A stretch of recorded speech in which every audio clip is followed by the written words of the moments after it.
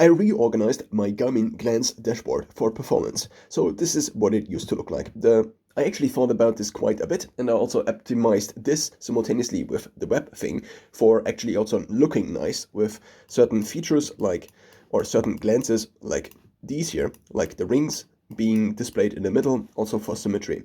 Now I changed it a bit. First of all, I now wanna go into what I actually had before. I also ordered these in kind of the order of importance. So training status, I think, is kind of the most important thing. It says to me, I'm maintaining, I'm basically detraining, or I'm progressing, or something like this. Then I do have the aerobic load, not the aerobic load, but the training focus here. And this is something I need to keep in focus, because otherwise I usually lack high aerobic activity or high aerobic load. Then I did have the training load here. Then I've had the weight here, mostly because I wanted actually body fat to eventually display. I hoped that this would eventually display, but it does not. And since it does not, the weight itself, I think, does not say too much, and it also is something I cannot really change. So the question is, what can I change if I take a look at this here? If it says detraining, for example, can I change something? The answer is yes, I could go for a short 20-minute run in addition to my main training, or I could try to position my main training a little bit better, such that I again am in the progressing training status. So I basically also included whether I wanted me to change something in the short, mid, and long term. And if there is something I cannot really change, such as, okay, blood pressure, maybe slightly dependent on sleep, maybe there is the device that Garmin has that is not particularly accurate, which I also have the suspicion that it is.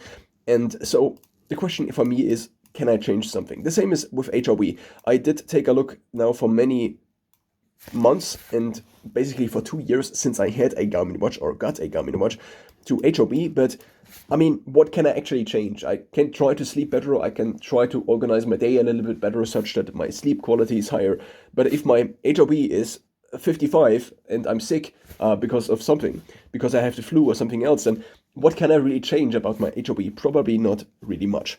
And so I also now put or positioned this down, or will position this down, as you will then see the change later on. Then I also had the endurance score up fairly high, mostly because I think of the endurance score as kind of a VO2 max that is updating also with more activity. So it usually also includes activity from other sports, whereas running VO2 max, for example, is only updating if I run with 70% heart rate max for at least 10 minutes. And so this might be only once a week, and so my VO2 max is actually not, it's basically a little bit too latent for me to actually implement changes, and therefore I have had now the endurance score, which also changes even more in the short term on my watch, and this is something I wanted me to take a look at, therefore I positioned it up quite high. Then I also have the hill score, and this is also something I wanted to improve on, because previously I had terrible hill scores, like 38, 39. I actually recently moved into a more hilly terrain again, and so this has been going up ridiculously, at least for me, because for years, or for 1.5 years, I tried, and it did not change at all, and it was very hard for me to include additional elevation without having to run 3 or 4 kilometers to the next hill just to then run it uphill once and then go back, and then still I would not have enough elevation. Then I also have the heart rate, mostly because I want to take a look at the yearly resting heart rate average again and again. Then I also try to track hydration, but I mean, permanently it does not make sense to track hydration, it's just too much. But every now and then I track hydration, and then I see that I average between 3 to 8 liters of water daily. I also take 10 grams of creatine, which might cause an additional 1 to 2 liters of water intake in my case. I also tried tracking my calories with FitnessPal, and therefore I wanted to actually have kind of the calories, the net calories displayed here, but I do not continuously track. Similarly to hydration, it is just too much, and I rather focus basically on trying to improve something marginally in my training. Every now and then I track calories and so on and so forth, but continuously is just a little bit too much effort. Then I also have the steps, and next to it the floors, because these are kind of related. I think of them at least as related. Then I go into the next thing, which is body battery. The question is also about the body battery. Do I actually, or can I actually change anything about the body battery? Is it useful that I take a look at this? After basically my brain to some extent has internalized what this is displaying during the day, then basically the effect or the utility is basically decreasing after my brain then has a somewhat decent simulation of what the body battery at this point of the day usually looks at, or not looks at, but looks like. And there is an additional thing, which is that if I wear my Garmin 6S Pro, then the sleep tracking is basically all over the place. It's basically totally unreliable. Sometimes it says like 16 hours of sleep, and sometimes I'm like 4 hours awake in between, and it doesn't not track at all whether I'm awake or asleep.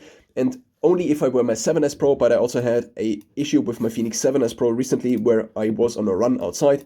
It also was very cold, and it did display a heart rate of 120 or 125 when I'm actually running all out, and this persisted, and I then turned on my Galaxy Watch, which then showed me that it actually, my actual heart rate, or at least if I assume my Galaxy Watch 6 then had the actual heart rate, was about 30 beats higher or something like this.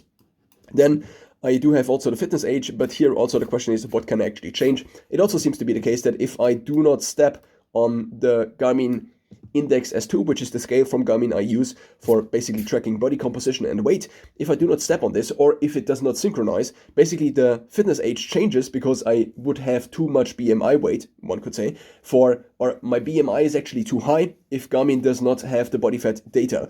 And therefore, my fitness age goes up and down, mostly because Garmin says, okay, we do not have the body fat data, therefore you are too high in BMI, and therefore, well, your fitness age is now going up again. So this has also been somewhat unreliable. Sometimes the Garmin Index S2 does not synchronize.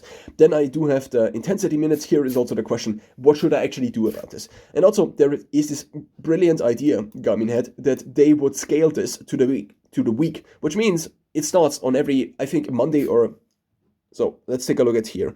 It starts every Monday actually, and then it goes up linearly because, well, of course it depends on how much intensity minutes I add. But wouldn't it be much more useful if if the intensity minutes would be scaled down to daily, such that I could actually derive some information from this, not just, okay, until next Saturday I actually need to hit this many intensity minutes. I mean, what is the utility of this? I ask myself again and again.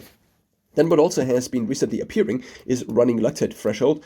I don't know if this was available with the Garmin Fenix 7S Pro from the beginning right away, but at least as of now I do have a running lactate threshold, and this seems to be something that's fairly useful. I do, for example, know at which power I can run without basically gassing out or without producing too much, such that my ability to continuously run at this speed would go down significantly. And I also now have basically my power to weight ratio. So I do have a power to weight ratio of 5.37 watts per kilogram in terms of running. In terms of cycling, this is a little bit different, but in cycling, it's also not called power to weight ratio. What I mean, it is a power to weight ratio in terms of running also here, but in terms of cycling, it's called FTP, functional power threshold, or functional. Is FT for functional power threshold? I don't know. Functional. It seems to be the wrong order of letters. Well, so this was the previous setup, and now I changed it. I'm already into 8 minutes, but I mean, these glances are important to me, so let's take a look at the new design. First of all, I want to go into the performance stats, because I actually saw that I also have access to something like a power curve. Since I recently was able to synchronize or rather record a Assault Bike Pro X with Zwift, and also with the Wahoo app, I now have a power curve, which I think indicates that basically for 1 second I can hold a power of about, what does it say here, 843 watts. And then it basically goes down, and it goes only up to 10 minutes, because that's kind of the most activity I recorded with Zwift after my 25 kilometer credits with the free Zwift subscription ran out. So can I actually have all of these things in also the home dashboard? It seems to be not the case. So what I do now have here are basically all the performance metrics I can have here, plus the additional things that, well, there are in total, I think, either 8 or 16 spots. Let's count 1, 2, 3, 4, 5, 6, 7, 8, 9, 10, 11, 12. It probably is 16. So if I go into edit, then we can see that there are, in this case, 8, and then we have an additional 8 until here, and then we have an additional 4, I think. So it should be 8, so in total 20. Yeah, seems like it. So here I do have the option to basically change these, but what would be even more useful, I think, is if one would already have the preview. So if training stats already looked, or training status already looked like training status. So now I still have training status on top because I still think kind of that's the most important thing. This is Garmin telling me whether I'm progressing, whether I'm maintaining or something else, or whether I'm strained or something like this. Then I do have endurance score because I still think it's fairly useful, and it also is basically one score for my cardiovascular system. And the higher it is, and also I can basically compare this myself against a previous endurance score. For example, I know right from my head that last year around Christmas I had about 7.3k or 7.2k in terms of endurance score. So this training up endurance score actually is not very useful because, well, it is useful, but it's not very high for me because I already was this high or even higher. Whereas the training status only tells me, okay, compared to maybe the last couple of weeks, I'm actually maintaining, or I'm actually progressing. But the progress is only basically relative progress. So therefore, in order to also have the absolute progress in mind in terms of the cardiovascular system, I do have the endurance score up here. Now, the next thing I want to focus on is the load focus, because usually I have a high aerobic shortage. In the last 2 years, that's kind of almost always what it has been. I'm able to basically create this anaerobic activity, sometimes a little bit with strength training, which I do at least 3 times a week, and with my interval workout, which is 40 minutes and 1 minute on, 1 minute off on different machines, such as the assault bike, the rowing machine, and also the treadmill. Then I do have training loads because I also want to keep a focus on how high my training load is. Again, so whereas basically the training ratio is a relative value, the training load itself is a absolute value. So I can compare to previous training loads, maybe to previous screenshots, because it does only display basically the 4-week timeline, and I could scroll back in theory, and I could also take a look at this, but so we can actually look at this and see that sometimes I actually had a training load of 1.2k, which is for me fairly high. I don't know if there are people out there with 2.5k or something like this, but here we could see if I now could just click onto this point, but Garmin seems to not care about maybe implementing this feature. I already wrote them about this. I mean, wouldn't it be useful if there's a graph and you could actually click on it and it would actually display the value of this point on this graph? But seemingly this is not the case as of right now. I'm getting a little bit too cynical for my usual video style, maybe because the frustration with the two watches are showing. The 6S Pro often records ridiculous sleep data, and the 7S Pro as of recently now has a heart rate sensor that is not very reliable. I don't know if I should send it back or if I should send it in for warranty check, but then I don't have a watch for sleep tracking. So very complicated.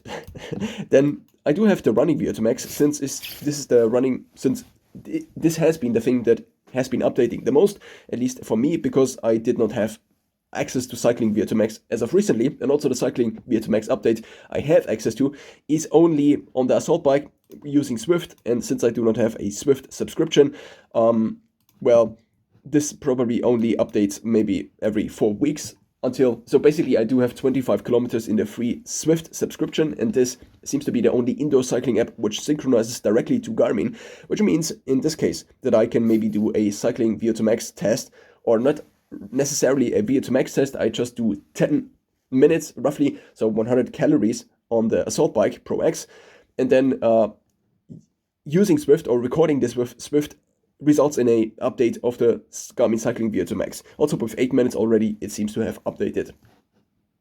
I do also have the Hill score in here for the same rationale as previously mentioned in the previous version of my dashboard. Then I do have the intensity minutes up here, which I don't find particularly useful, but nonetheless it is a metric and it has some utility. And also there were no other metrics available, such as the power curve I could not insert into here, as it seemingly is not available as a glance.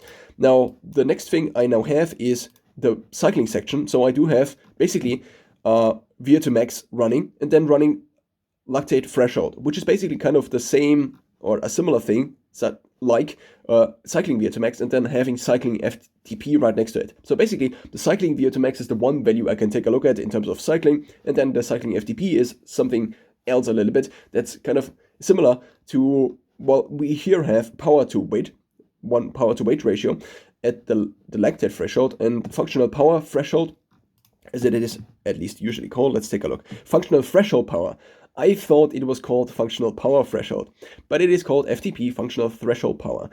Is a critical metric for cyclists training to generate more power as they ride. Training to generate more power as they ride. Okay, so it's the unit is watts per kilogram. So it is basically scaled to body weight. And FTP is a measurement of how much power your body produces while cycling. I think it is for 1 hour, actually. Yeah, here, for 1 hour. So it is the highest power level that you can maintain for 1 hour. Now in here, we also find not only the cycling watts per kilogram, but also the cross-country skiing watts per kilogram. I do sometimes, maybe a couple of times a year, do cross-country ski, the classic style. And sometimes, it seemingly in the past at least, updated the FTP. But as of the last winter, where I did 1 or 2 times, it did not update. Maybe I didn't hit the threshold for heart rate or percent heart rate max. Then I now also have the critical swim speed, which I basically as of today realized I could do without a chest strap. Previously, maybe this was not available. I thought at least I need a chest strap to do this test, but it seems to not be the case. And therefore, it is a performance metric for the sport of swimming, similarly to basically the functional power threshold for running, and similar to FTP for cycling.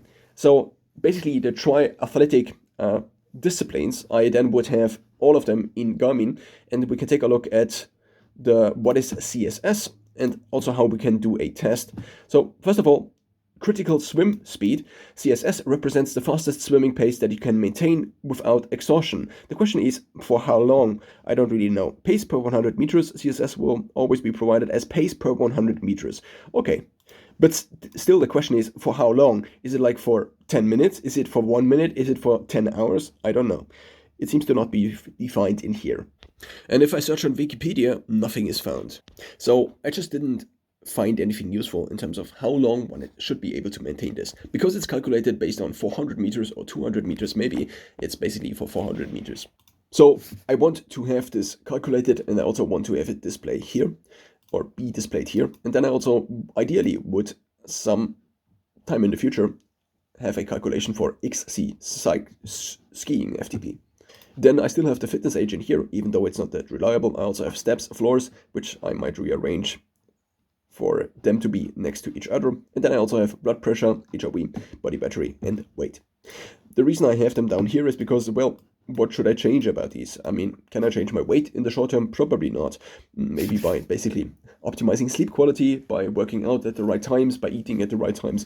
Body battery is also something, during the day, it's basically not very useful. I mean, it's not that I would base my training decisions based on how much body battery or training readiness I have left. Training readiness would also be available, at least with the Garmin Fenix 7S Pro. And maybe it would be useful. But if I know I need to train, and then I would only take this as an excuse to train less intense. And so I usually try to not take a look at this. The same is kind of true for the body battery. I mean, when I have slept, basically, after this, I can take a nap. That's basically it in terms of energy optimization I can do during the day. The same is true for HRV. I probably will not be able to change my overnight HRV calculation during the day, and the same is true for blood pressure. Once the daily reading is done, I cannot change it.